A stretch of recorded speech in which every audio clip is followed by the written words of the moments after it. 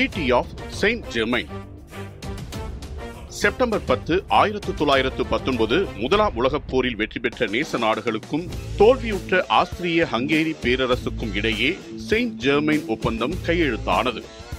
1914, 1918 காலகட்டத்தில் நடந்த முதல் உலகப் போரில் ஆஸ்திரிய ஹங்கேரி பேரரசு மத்திய சக்திகளின் முக்கிய அங்கமாக இருந்தது. போர் முடிவில் ஜெர்மனி, ஒட்டமன் பேரரசு, ஆஸ்திரியா ஹங்கேரி, பல்கேரியா ஆகியவை தோல்வியடைந்தன. ஆஸ்திரிய ஹங்கேரிய பேரரசு பல்வேறு இனங்களை கொண்டிருந்த ஒரு பெரும் சாம்ராஜ்யமாக இருந்தது. ஜெர்மானியர், ஹங்கேரியர், செக், ஸ்லோவாக், ஸ்லாவ், குரோஷியர், ருமேனியர் என பல்வேறு இனத்தவர் இந்த பேரரசில் இருந்தனர். போரின் முடிவில் ஒவ்வொரு இனத்தவரும் தங்களுக்கென தனி நாடு வேண்டும் என கோரி தங்களுக்கான சொந்த நாடுகளை உருவாக்கினர். இந்த சூழ்நிலையில் வெற்றி பெற்ற நேச நாடுகள் தோல்வியடைந்த நாடுகளுடன் தனித்தனியே சமாதான ஒப்பந்தங்களை செய்து கொண்டன.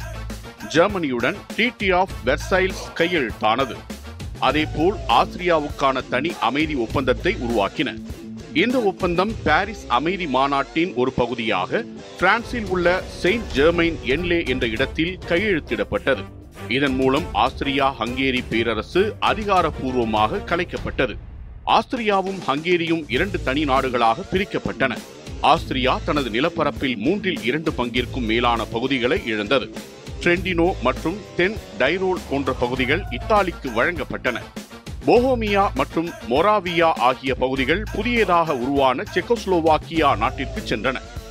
போலந்து, ஹங்கேரி மற்றும் யுகோஸ்லாவியா போன்ற நாடுகளும் ஆஸ்திரியாவின் சில பகுதிகளை பெற்றன. இந்த ஒப்பந்தத்தின் மிக முக்கியமான அம்சமாக ஆஸ்திரியா ஜெர்மனியுடன் இணைவது தடை செய்யப்பட்டது. ஜெர்மனி மீண்டும் வலுவானதாக மாறுவதை தடுக்க நேச நாடுகள் இந்த கடுமையான நிபந்தனைகளை சேர்த்தன. ஆஸ்திரிய ராணுவத்தின் பலம் குறைக்கப்பட்டது.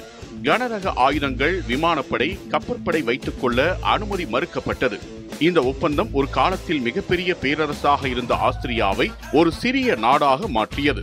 முதலாம் உலகப் போருக்கு பிந்தைய ஐரோப்பாவின் புதிய அரசியல் வரைபடத்தை வரையறுப்பதில் செயின்ட் ஜெர்மைன் ஒப்பந்தம் முக்கிய பங்கு வகித்தது.